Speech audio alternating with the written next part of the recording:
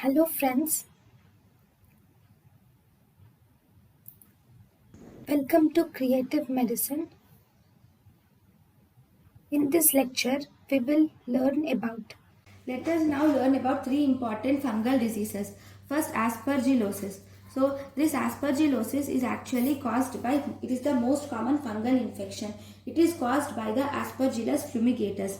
It can occur in any age group. Here, you will see presence of blackish green mucosa.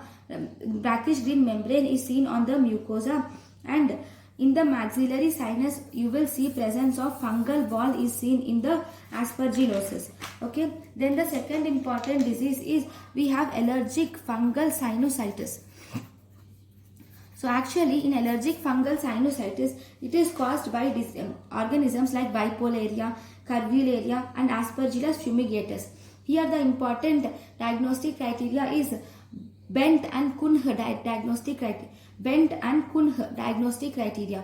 According to Bent and Kuhn criteria, we have major one and we have minor criteria. Major criteria mainly includes the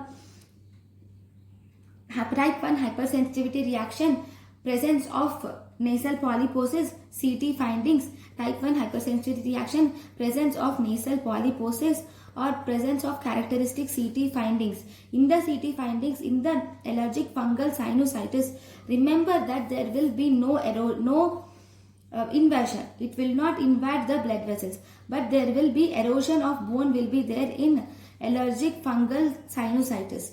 Okay, CT findings will be seen, and you will also see presence of eosinophilic mucus is seen without invasion, and this is stained by positive fungal stain. And if you see minor criteria include asthma. There is asthma, fungal culture, and also Charcot Leyden crystals are seen, and serum eosinophilia are the minor criteria of Bent and Kuhn.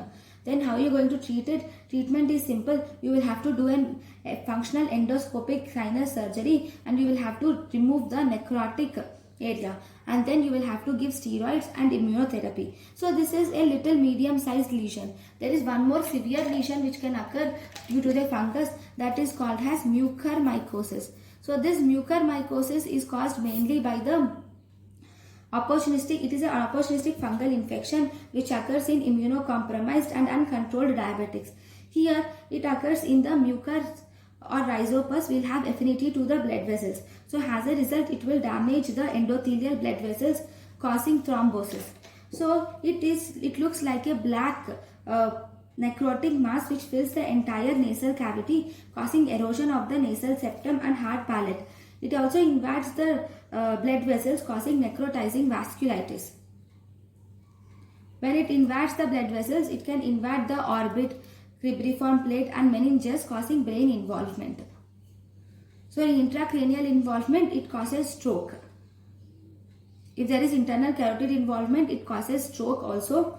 So on MRI, you will see presence of vascular and intracranial invasion. The drug of choice for mucormycosis is amphotericin B, which is the treatment of choice. Thank you. Thank you and thank you for watching.